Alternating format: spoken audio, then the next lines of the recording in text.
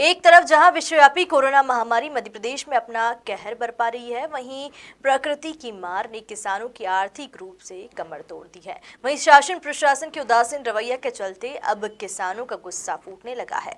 ऐसा ही एक नजारा बैतूल जिले के भैंसदेही में देखने को मिला, जहां पीड़ित किसानों ने सांसद के काफिले का घेराव करते हुए जल्द ही सर्वे कार्य शुरू करने की मांग की।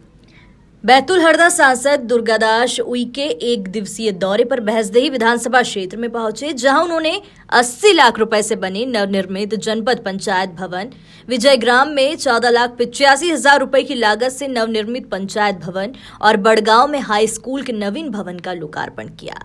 जैसे ही सांसद दुर्गादास उइके का काफिला विजयग्राम से रवाना हुआ तो पिपरिया ग्राम के किसानों ने सांसद का काफिला रोककर सोयाबीन, मूंगफली की खराब हो रही फसलों को दिखाया।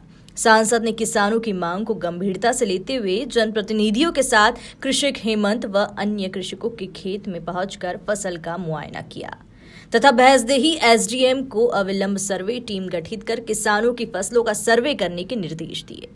उन्होंने किसानों को आश्वस्त किया है कि विपदा की इस घड़ी में प्रदेश के शिवराज सिंह चौहान सरकार किसानों के साथ है और इस प्राकृतिक आपदा से निपटने के लिए सरकार हर संभव प्रयास करेगी।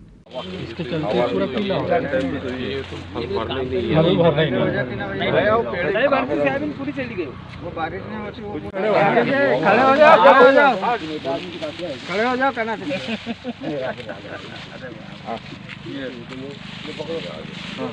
कीड़े खराब हो गया गटर बिटर है ना।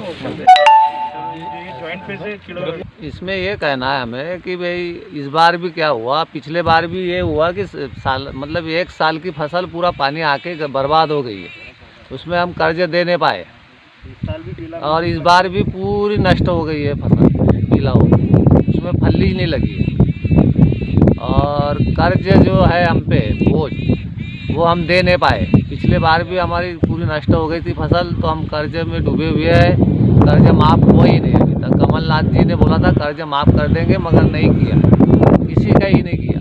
प्रमाण पत्र भी दे चुके हैं मगर नहीं दिया कर्ज।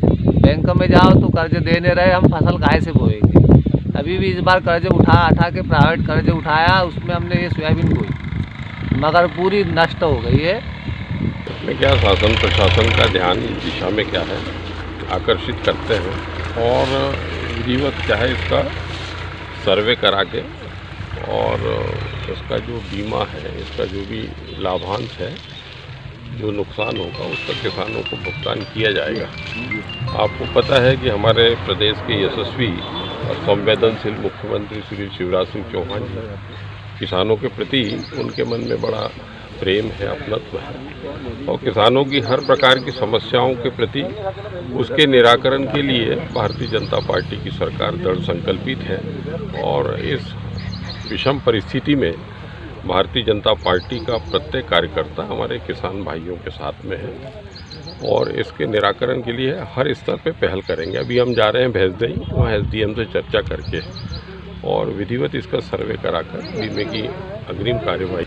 देखिए, हम तो उसके लिए हमने दृढ़तापूर्वक पहल की है कि जैसे नकली बीज से लेकर और जहाँ कहीं भी इस तरह से कहीं गतिविधियाँ किसानों को नुकसान पहुँचाने वाली होगी, उसके विरुद्ध क्या सख्त कार्यवाही की जाएगी। गौरतलब है कि अतिवृष्टि से भैंसदेही ब्लॉक के सैकड़ों गांवों में किसानों की सोयाबीन की फसल की पीला मोजक और कीट लगने से फसलें बर्बाद हो गई है, जिसके चलते एक बार फिर अन्नदाताओं के सिर पर आर्थिक संकट के बादल मंडरा रहे हैं। बहरहाल देखना होगा कि किसान मुखिया शिवराज सिंह चौहान किसानों की किस तरह से मदद करते हैं। भैंसदेही से मनीष राठौर की रिपोर्ट।